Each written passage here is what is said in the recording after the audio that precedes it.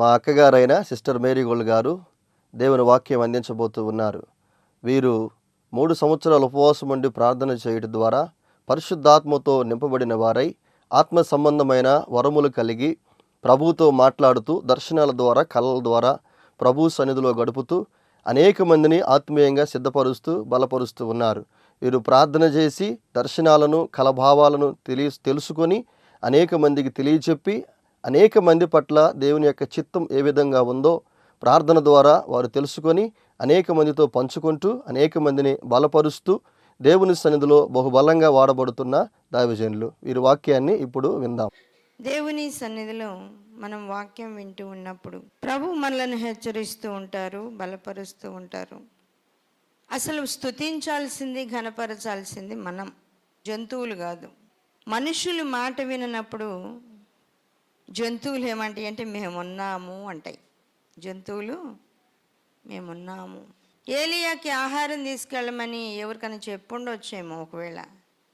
అంత దూరం ఎక్కడ వెళ్ళాం ప్రభువా అంటే అన్ని వివరాలు రాయట్లా. బైబిల్లో రాస్తే అలా రాయబడిన గ్రంథానికి భూలోకము సరిపోదంట.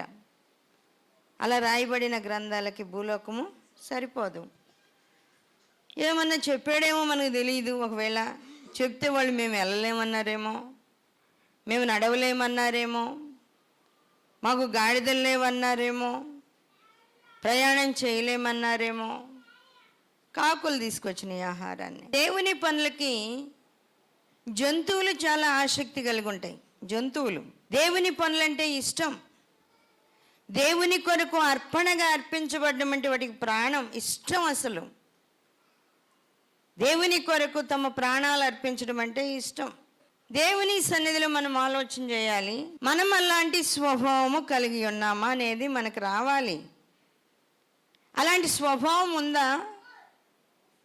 అలాంటి స్వభావము మనకుంటే ఆ ప్లేస్లో జంతువులు రావాల్సిన అవసరం ఏంటి? మనకు అలాంటి ఆలోచన ఉంటే, మనకు అలాంటి పట్టుదల ఉంటే, మనకు అలాంటి ప్రార్థనా జీవితం ఉంటే, మనమే మాట వినేవారమైతే జంతువులకు అలాంటి అవకాశం వస్తుందా? అలాంటి అవకాశం వస్తుందా? కీర్తనల్లో ప్రభు అంటాడు, గుర్రముల బలమునందు నరుల కాలి సత్తువు యందు ఆయన ఆనందించేవాడు కాదు. గుర్రముల బలమునందు ఆయనకి సంతోషం లేదు. నరుల కాలి సత్తువు యందు సంతోషం లేదు. కానీ సంతోషం ఎవరి ద్వారా వస్తుంది? ఆయన కృప కొరకు కనిపెట్టు వారిని బట్టి, ఆయన కృప కోసం వేడుకునే వారిని బట్టి, ఆయన మాట కరెక్ట్గా నెరవేర్చే వాళ్ళని బట్టి ఆయన ఆనందిస్తున్నాడు. ఆయన మాట నెరవేర్చే వాళ్ళని బట్టి. మీ జీవితంలో ఆలోచన చేయండి. ప్రభు అందరితో మాట్లాడే ఉంటాడు. మీరు ఇలా చేయండి అని ఎన్నోసార్లు చెప్పుంటాడు. కానీ మీరు చేయలేదు. అందువల్ల ఏమైపోయింది? ఆ పని ఆగడం లేదు, కానీ ఆ పని చేసే నీవు వెనకబడిపోతున్నావు.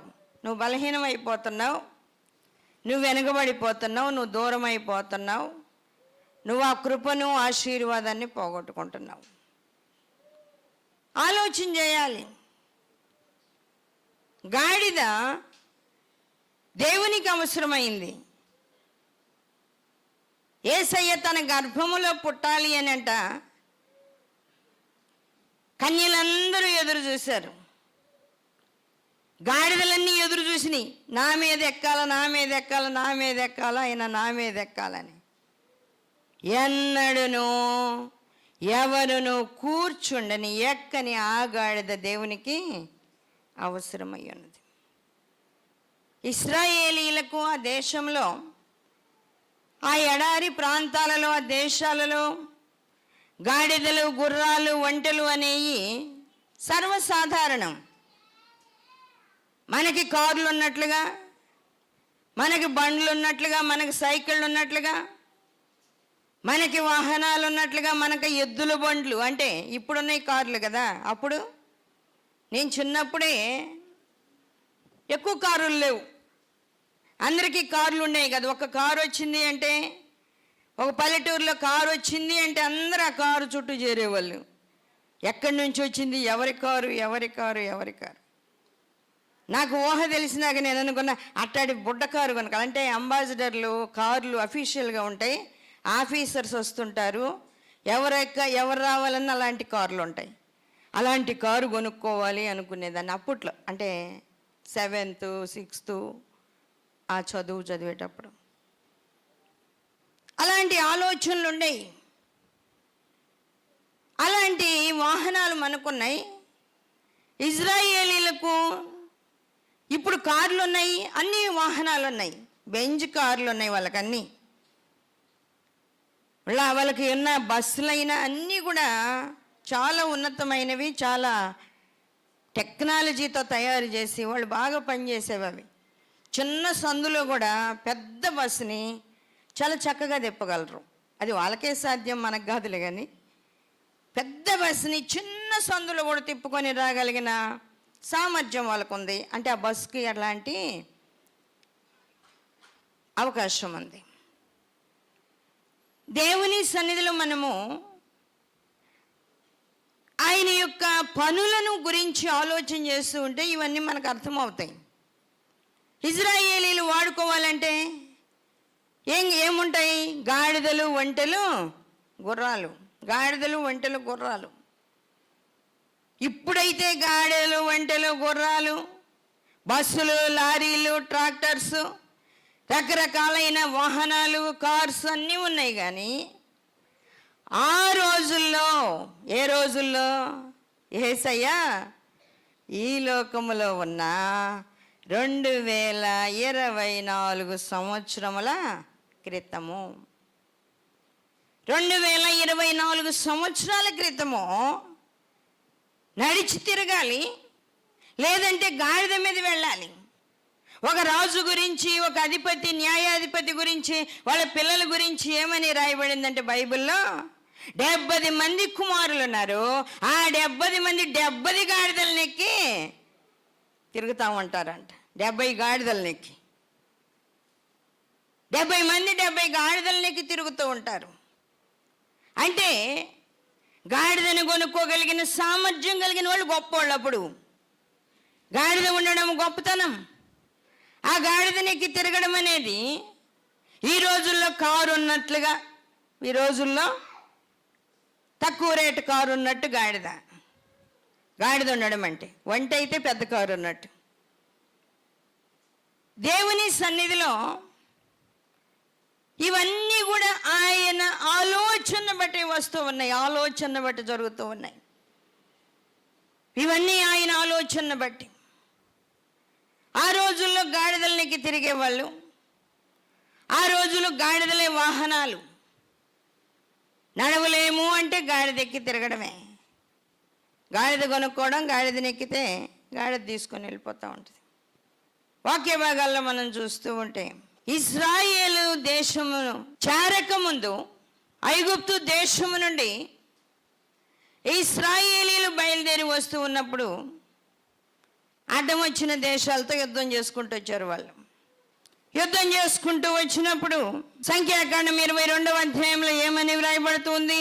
1వ వచనం, తరువాత ఇశ్రాయేలీలు సాగి యెరికోకు ఎదురుగా యోర్దాను తీర్మననున్న మోయాబు మైదానములలో దిగిరి. మోయాబు మైదానాల్లో దిగారు. మోయాబు మైదానాల్లో దిగినప్పుడు సిప్పోరు కుమారుడైన బాలాకు ఇశ్రాయేలీలు అమోరీలకు చేసినదంతయు చూచెను. జనము విస్తారముగా ఉన్నందున మోయాబీయులు వారిని చూచి మిక్కిలి భయపడి. మోయాబీయులంట వాళ్ళని చూచి మిక్కిలి భయపడ్డారంట. అందువల్ల మోయాబు రాజు ఏం చేశాడంటే ఒక సమాచారం విన్నాడు. ఈ రోజుల్లో కూడా చాలామందికి సమాచారం ఉంది. అలా పాస్టర్ గారు ప్రార్థన చేస్తే జబ్బు పోయిద్దంట, ఆ పాస్టర్ గారు ప్రార్థన చేస్తే దెయ్యాలు పోతాయంట, అల్లా పాస్టర్ గారు ప్రార్థన చేస్తే డబ్బు బాగా వస్తుందంట, అల్లా పాస్టర్ గారు ప్రార్థన చేస్తే శాపం పోద్దంట. పాస్టర్ల సమాచారం ఉంది, దేవుని సమాచారం లేదు మనుషుల కాడ. అలాగే మోయాబు రాజుగా ఒక సమాచారం ఉంది. మోయాబు రాజు దగ్గర ఉన్న సమాచారం ఏంటి? ఇదిగో బిలాము అనే వ్యక్తి ఉన్నాడు. ఆ వ్యక్తి ఎవరిని ఆశీర్వదిస్తే వాళ్ళు ఆశీర్వదించబడతారు, ఎవరిని శపిస్తే వాళ్ళు శపించబడతారు. బిలాముకి దేవుడు ఆ నోరు ఇచ్చాడు. కొంతమందికి శాపగ్రస్తమైన నోరు ఒక్కటే ఉంటుంది, కొంతమందికి ఆశీర్వాదకరమైన నోరు ఒక్కటే ఉంటుంది.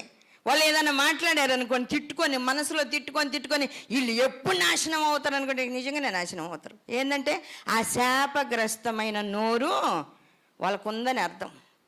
శాపగ్రస్తమైన నోరు ఉంటుంది వాళ్ళకి. ఆ శాపగ్రస్తమైన అలాంటి శాపగ్రస్తమైన నోటితో ఏదన్నంటే జరుగుతాయి. ఆశీర్వాదకరమైన నోరు ఉంటుంది. వాళ్ళు ఆ నోటితో ఆశీర్వదిస్తే పోతూనే ఇదిగో నువ్వు పాస్ అవుతావు పో అన్నారు అనుకోండి, ఆశీర్వాదకరమైన నోటితో అంటే ఆ ఆశీర్వాదము వచ్చేస్తుంది. బిలాముకి 2 అనుభవాలు ఉన్న నోరు ఉంది, ఆశీర్వాదము, శాపము. దీవించడము, శపించడం. బిలాముకున్న అనుభవాన్ని బట్టి మోయాబు రాజు విని, మోయాబు రాజు అంటే మనుషులను పంపించాడంట.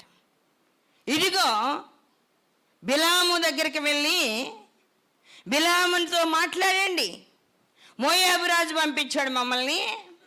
నువ్వు ఎవరిని దీవిస్తే వాళ్ళు దీవించబడతారంట, ఎవరిని శపిస్తే వాళ్ళు శపించబడతారని అంట కదా. కాబట్టి నువ్వు మా పక్షాన వచ్చే ఒక పెద్ద జనాంగాన్ని, గుంపుని శపించాలా. వాళ్ళని చూస్తుంటేనే మాకు భయం వేస్తుంది, వాళ్ళని చూస్తేనే మాకు భయం వేస్తుంది. వాళ్ళని నువ్వు శపించాలి, మా పక్షంగా నిలబడి వాళ్ళని శపించాల. రమ్మని మనుషుల్ని పంపితే బిలాము దేవుణ్ణి అడిగేది, దేవుడే ఇచ్చింది ఆ నోరుని, సైతాన్ ఇవ్వలా.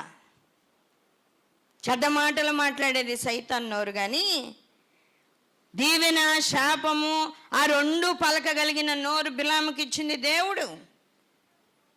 ఆ దేవుడు ఇచ్చిన ఆ కృపావరాన్ని తీసుకొని ఉన్న బిలాము ప్రభువుని అడిగి వస్తానండి, ప్రార్థన చేద్దాం. ప్రభు వెళ్ళమంటే వస్తా, ప్రభు వద్దు అంటే నేను మానుకుంటాను అన్నాడు. సరే, వాళ్ళు అక్కడ ఉన్నారు. నాలాగా గదిలోకి వెళ్ళి ప్రార్థన చేశాడు. వెళ్ళి ప్రార్థన చేయగానే దేవుడు మాట్లాడాడు. అందరిలో ప్రార్థన చేస్తే కొన్నిసార్లు దేవుని జవాబులు రావు. పర్సనల్గా ఉండాలి. ఇది దేవునితో మాట్లాడే అనుభవం అనేది వ్యక్తిగతం. అది లోపలికి వెళ్ళి మన హృదయం అంతటిని బయటికి తీసుకొచ్చి, ఇదిగో ప్రభు నా ఆలోచన విధానం ఇది, నేను ఇలా ఉన్నాను, నాతో నువ్వు మాట్లాడు, నా హృదయ స్థితిని నీవు సరిచేయి, నాతో నువ్వు కంటిన్యూగా ఎప్పుడు మాట్లాడేటట్లుగా అలా ఎలా ఉంటావో, ఏ విధంగా నేను ఉండాలో నాకు నేర్పించని అడిగి ఆ అనుభవాన్ని పొందుకుంటే వస్తుంది. బిలాముకు వచ్చిన నోరు, బిలాముకు వచ్చిన ఆ యొక్క నోటిని, ఆ అనుభవాన్ని దేవుని సన్నిధిలోనికి తీసుకెళ్ళాడు. నువ్వు ఇచ్చిన వరమే కదా, నువ్వు దీవించితే ఆ మాటలు నేను దీవెన రూపంగా పలికితే దీవించబడతారు, శాపంగా మాట్లాడితే శాపంగా పలికితే శపించబడతారు. అబ్రహాముకు దేవుడు అన్నాడు, నీ యందు సమస్త వంశములు ఆశీర్వదించబడతాయి, నిన్ను దూషించువారు దూషించబడతారు, శపించబడతారు, నిన్ను ఆశీర్వదించువారు. బిలాముకేమో నోరు ఇచ్చాడు, అబ్రహాముకేమో ఆ క్రియలు ఇచ్చేసాడు. అబ్రహాముకు ఇచ్చేశాడు. నిన్నెవరైనా ప్రేమిస్తే, నిన్నెవరైనా ఇష్టపడితే వాళ్ళు దీవించబడతారు అబ్రహామా. నిన్నెవరైనా దూషిస్తే వాళ్ళు శపించబడతారు, ఇంకంతే. అబ్రహాముకు అలాంటి అనుభవాన్ని ఇస్తే, బిలాముకి ఇలాంటి అనుభవాన్ని దేవుడు ఇస్తే, బిలాము వెళ్ళి దేవుని సన్నిధిలో ప్రార్థన చేసినప్పుడు దేవుడు జవాబిచ్చాడు, నీవు వారితో వెళ్ళకూడదు. 12వ వచనం ఇప్పుడు చదువుదాం. అందుకు దేవుడు, నీవు వారితో వెళ్ళకూడదు, ఆ ప్రజలను శపింపకూడదు, వారు ఆశీర్వదించబడిన వారు అని బిలాముతో చెప్పాను. నువ్వు వారితో వెళ్ళకూడదు, వారిని శపించకూడదు, వారు ఆశీర్వదించబడిన వారు. వారు ఆశీర్వదించబడిన వారు. నేను నీకు ఎలా నోరిచ్చానో వాళ్ళకి అలా ఆశీర్వాదం ఇచ్చాను. ఆల్రెడీ వాళ్ళకి నేను ఆశీర్వాదం ఇచ్చాను. వాళ్ళు ఆశీర్వదించబడిన వాళ్ళు కాబట్టి నీవు వెళ్ళకూడదు, వాళ్ళని శపించకూడదు, వాళ్ళు ఆశీర్వదించబడిన జనాంగము అని చెప్పాడు దేవుడు. సరే, అంతవరకు బాగానే ఉంది, చెప్పాడు, బాగానే ఉంది. ఆ తర్వాత అంట వాళ్ళు వెళ్ళి చెప్పారంట మోయాబు రోజుతోటి, అయ్యా బిలాము రానన్నాడు, వాళ్ళ దేవుడు అంట వద్దన్నాడంట, వాళ్ళు ఆశీర్వదించబడిన జనాంగం అంట, వాళ్ళ దేవుడు వాళ్ళని శపించొద్దన్నాడంట, ఆయన్ని వెళ్ళొద్దన్నాడంట. అనగానే ఇంకొక గుంపుని పంపించాడు, వాళ్ళకంటే గొప్పవారిని, కొంచెం పలుకుబడగలిగిన వాళ్ళని, మాట నేర్పరులని పంపించాడు ఆయన. ఈసారి ఎట్టయినా సరే బిలాముని తీసుకొని రండి, ఖచ్చితంగా రానన్నా కూడా బతిమలాడు ఆయన. కాళ్ళు పట్టుకొని ఏళ్ళు పట్టుకొని ఏడ్చైనా కళ్ళనీళ్ళు గార్చైనా ఎలాగైనా తీసుకురండి, రానంటే కొట్టైనా వేసుకొని రండి ఒక గాడిద మీద, అంతే కదా, బంధించైనా తీసుకురండి. వెళ్ళారు. దేవుడు ఒక్కసారి మాట్లాడినప్పుడు ఆ మాట మార్చి నీకు చెప్పాలని ఎప్పుడు కోరుకోబాక. ఒక మాట నీతో చెప్పినప్పుడు ఫైనల్ ఎప్పటికైనా అదే మాట, అంతే, ఎప్పటికైనా అదే మాట. చాలామందికి తెలిసి కూడా అంటారు, ఇదిగో మేము ఒక పని మీద వెళ్తున్నాం, ఈ పనులకు ఇలాంటి వాటికి వెళ్ళకూడదని దేవుడు ఇదివరకు ఆల్రెడీ చెప్పాడు, అప్పుడైతే వెళ్ళొద్దన్నాడు, ఇప్పుడు ఏమంటాడు మళ్ళీ అడగాలంట ప్రభువుని. అంటే అప్పుడు చెప్పింది ఒకటని ఇప్పుడు చెప్పింది ఒకట? చెప్పండి. అది ఇది ఒకటి కదా, పనులు ఒకటి కదా, స్థలాలు ఒకటి కదా, అప్పుడు ఒక మాట ఇప్పుడు ఒక మాట ఉంటుందా? మళ్ళీ జనాలు రాగానే బిలాం మళ్ళీ అంటున్నాడు, నేను పోయి దేవుడిని అడిగొస్తా. ముందు చెప్పవచ్చు, దేవుడు వెళ్ళొద్దన్నాడయ్యా, మీరు ఏమన్నా చేయండి, నన్ను చంపినా పర్లేదు, కానీ దేవుని మాట మాత్రం నేను మీరను, నేను రానంటే రాను, ఇంకంతే సంగతి. అడిగేది కూడా అవసరం లేదు దేవుణ్ణి. ఇంకా ఆయన ఒకసారి చెప్పాడు, ఆయన్ని మళ్ళా అడగాల్సిన అవసరం ఏంటి? ఇక నేను అడగను, నేను ఖచ్చితంగా రాను అని చెప్పాలా? మళ్ళీ పోయి ప్రభువుని అడుగుతున్నాడు, అయ్యా ఈసారి గొప్ప వాళ్ళు వచ్చారయ్యా, నాకు గొప్ప పేరు వచ్చిద్దయ్యా. ఒకసారి వాక్యంలో చెప్పుకున్నాం కదా, కృపావరాలు మనకి గొప్పతనాన్ని తెచ్చిపెట్టి కావాలా, మనకు కావాలా. దేవునికి వద్దు అసలు, అన్నిటికీ కర్త ఆయన, అన్నీ కలుగజేసేది ఆయన, మనల్ని పుట్టించింది ఆయన, మనల్ని పోషించేది ఆయన, కృపావరాలు ఇచ్చింది ఆయన. కానీ ఆయన మరుగై ఉండాలి, నువ్వే హైలైట్ అవ్వాలా, పైకి కనబడాల్సింది నువ్వు వాక్యం చెప్తే జనాలు పొగడాలా. హేరోదు రాజు స్టేజీ ఎక్కి ఉన్నతంగా మాట్లాడేసరికి ఇది దేవుని స్వరమే కానీ మనుషులది కాదని పొగిడారట. ఆయనంట, అబ్బో నేను రాజుని కాబట్టి, హేరోదు రాజుని కాబట్టి నేను మాట్లాడగలిగానని ఆయన లోపల వెర్రవెగ్గానే దేవుడు మొత్తాడంట. చాలా విషయాలు మనకు తెలియడంలా. దేవుడు మొత్తినందువల్ల పురుగులు పడి తెచ్చాడంట, పురుగులు పడి. భయంకరమైన పరిస్థితి వచ్చేసింది హేరోదుకి.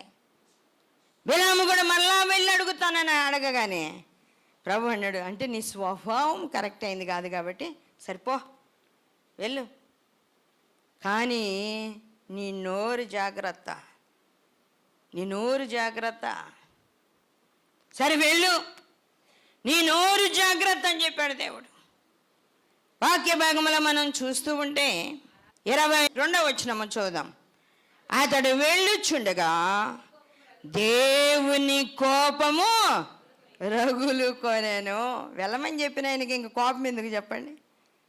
ఫస్ట్ మాట అదే ఫైనల్, మొదటిదే చివరిది.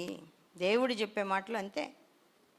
నువ్వు ఎన్నన్నా తీసుకురా, ఎంత కానుకన్నా ఇచ్చేసాయి, ఎన్ని బహుమానాలన్నా ఇవ్వు, ఏమన్నా చెయ్యి, దేవుడు వెళ్ళొద్దు అంటే వెళ్ళకుండా ఉండడమే. వెళ్ళు అంటే ఏ పరిస్థితుల్లోనైనా వెళ్ళిపోవడమే. అది మంచిదా కాదా, సమాధి కార్యక్రమమా, పెళ్లి భోజనమా, ఇవన్నీ అనవసరం. దేవుడు నిన్ను వెళ్ళమంటే వెళ్ళిపోవాలి. వద్దు అంటే దాని గురించి ఇంకో మాట కూడా మాట్లాడకూడదు. పక్కన వాళ్ళతో కూడా మాట్లాడామనుకో, అంటే నీ లోపల ఎక్కడో ఈ ఆలోచన ఇంకా దాగి ఉంది అని అర్థం. అలాంటి ఆశ ఉంది నీకు, అలాంటి ఆలోచన దాగి ఉంది. అందువల్లనే నువ్వు మరలా దాన్ని జ్ఞాపకం చేసుకొని మాట్లాడుతున్నావు. ప్రభువు చెప్పింది చెప్పినట్టు వినగలగాలి. బిలాము వెళ్ళు అనగానే బయలుదేరాడు. బయలుదేరగానే దేవుని కోపము అతని మీద రగులుకొని వెళ్తూ ఉంటే దూసిన ఖడ్గం చేత పట్టుకొని దేవదూత అడ్డం నిలబడిందట. దేవదూత అడ్డం నిలబడింది. గాడిదకి అడ్డంగా నిలబడినప్పుడు ఆ గాడిద ముందుకు అడుగులు వేయలేకపోతుంది.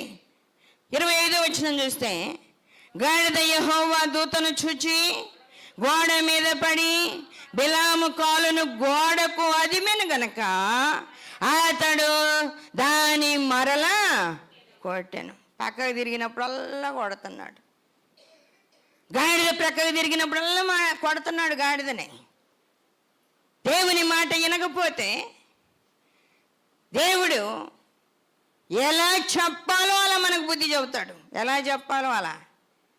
మనల్ని ఏమనకపోవచ్చు, బిలాముని ఏమనకపోవచ్చు, గాడిద కడ్డం నిలబడ్డాడు. మనల్ని ఏమనకపోవచ్చు, మన కారు మనకు మాట వినకపోవచ్చు, మనల్ని ఏమనకపోవచ్చు, మనం వాడే వస్తువు మనకు పని చేయకపోవచ్చు. ఏ విధంగా మనం కష్టపడతామో ఆ కష్టం మన ఎదురుగా కాసుకొని ఉంటుంది. ఇంట్లో ట్యాప్లో పట్టుకొని స్నానానికి అన్నిటికీ వాడుకుంటున్నాం అనుకోండి, ఆ ట్యాప్లో నీళ్ళు రాకుండా ఆయన చేస్తే ఏం చేయాలా? ఇంట్లో అసలు నీళ్ళు వచ్చే అవకాశం లేకపోతే ఆడ నుంచి తెచ్చుకోవాలా? ప్రభు మనల్ని ఏమంటాంలా, ఏమండవు. కానీ ఏం చేస్తున్నాడు? నీళ్ళు తెచ్చుకోమంటున్నాడు. తెచ్చుకోవాలి కదా. మనల్ని ఏమంటల్లా, బిలాముని ఏమల్లా, గాడిదకి ఎదురు నిలబడ్డాడు. గాడిద ఒక పక్కకి భయపడి పోయి గోడకేసి బిలాము కాల్ని అదిమిందంట.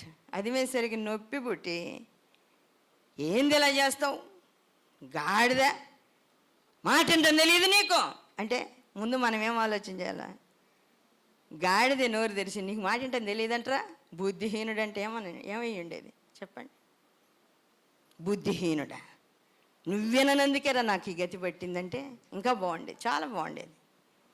కానీ గాడిద మర్యాదగా మాట్లాడింది. పాపం గాడిదకు దేవుడు నోరిచ్చినా కూడా బాగా మాట్లాడింది. గాడిదకు దేవుడు నోరిచ్చాడు. వాక్య భాగంలో మనం చూస్తూ ఉంటే 27వ వచనం మనం చదువుదాం. గాడిద యెహోవా దూతను చూచి బిలాముతో కూడా కింద కూలబడిన గనుక బిలాము కోపం మండి తన చేతికర్రతో గాడిదను కొట్టెను. అప్పుడు యెహోవా ఆ గాడిదకు వాక్కునిచ్చెను గనుక అది నీవు నన్ను ముమ్మారు కొట్టితివి, నేను నిన్నేమి చేసితనని బిలాము తనగా, బిలాము నీవు నా మీద తిరగబడితివి, నా చేత ఖడ్గమున్న ఎడల నిన్ను చంపిందునని గాడిదతో అని. అందుకు గాడిద, నేను నీ దాననైనది మొదలుకొని నేటి వరకు నీవు ఎక్కుచూ వచ్చిన నీ గాడిదను కానా. బిలాము అట్ట మాట్లాడాల, ప్రభువా ఈ కృపావరం నీది కదా, నేను నీతో మాట్లాడి ఈ వరం పొందిన దగ్గర నుంచి ఏనాడైనా నీకు ఎదురు తిరిగానా? ఇప్పుడు ఎందుకు ఎదురు తిరిగిపోతున్నానయ్యా? నాకు పొగురు పట్టింది, గర్వం పట్టింది, కొవ్వు పట్టింది, దాన్ని తీసేయి ప్రభు అని అడిగితే పోయేదే. గాడిదకి గ్రహింపోయి గాడిద మాట్లాడుతుంది మంచి మాటలు, కానీ బిలాంకి అప్పటికి కూడా అర్థం కాల. చాలామందికి దేవుని దగ్గర నుంచి ఇలాంటి బాధ వస్తున్నా కూడా వాళ్ళకి అర్థం కాదు వల్ల దిద్దుకోవడం చేత కావడం వల్ల దిద్దుకోవడానికి వాళ్ళకి మనసు రావడం వల్ల వాళ్ళ ఇష్టానుసారంగా ప్రవర్తిస్తూనే ఉన్నారు. ఆశ్చర్యపోవాలి. యాకోబు కూడా యోసేపు చీల్చబడ్డాడు. యోసేపు యొక్క అంగి రక్తపు ముద్దలో తడిసిపోయి ఉంది. భయంకరమైన స్థితిలోకి వెళ్ళిపోయాడని తెలిసి తన కుమారులను పిలిచి అన్నాడంట, ఇదిగో మీరు వెళ్ళండి, యోదయ అరణ్యములోకి అరణ్య ప్రాంతాల్లోకి వెళ్ళి మీకు ఫస్ట్ కనపడే జంతువులు దాన్ని పట్టుకురండి. అదే నా కొడుకుని చంపుంటుంది, నా కొడుకుని చీల్చేసింది అదే ఉంటుంది, దాని సంగతి ఏందో నేను తెలుసుకుంటా, దాన్ని పట్టుకురమ్మన్నాడంట. కొడుకులకు తెలుసు కదా, గోతిలో వేసిన సంగతి వాళ్ళే, అమ్మేసింది వాళ్ళే, అన్నీ చేసింది వాళ్ళే. కానీ తండ్రి యొక్క మాట బాధ చూసి తట్టుకోలేక సరే నాన్న అని చెప్పి బయలుదేరిపోయారంట. బయలుదేరిపోయి అరణ్యంలోకి స్టార్ట్ అవ్వంగానే వాళ్ళకు ఒక తోడేలు కానీ దొరికిందంట. తోడేళ్ళని పట్టుకొని వచ్చారు. తోడేళ్ళని పట్టుకొని రాగానే ఆ తోడేళ్ళని చూసి, సర్వశక్తిమంతుడైన దేవుడు మనల్ని సృష్టించాడు కదా, నా కుమారుని నువ్వు ఎలా చీల్చావు తోడేలని అడుగుతున్నాడంట యాకోబు.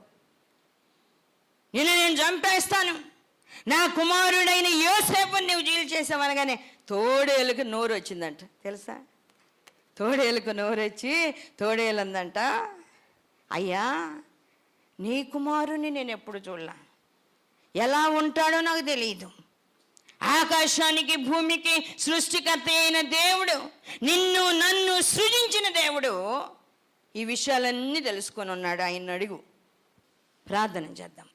మహాగణుడు ఒక తండ్రి, పరిశుద్ధుడు అయిన దేవ, సర్వాధికారి జీవాధిపతి, మీకే వందనాలు స్తోత్రాలు నాయన. సర్వోన్నతమైన స్థలములలో జయము, ప్రభు పేరట వచ్చురాజు స్తుతించుబడినగాక. దావీదు కుమారునికి జయమని నాయన. యెరూషలేము అంతయు సంతోషంతో కేకలు వేసింది నాయన. మందసమును కలిగి ఉన్న బండికి గట్టిన ఆవులు కేకలు వేసుకుంటూ స్తుతించుకుంటూ వెళ్ళినాయి.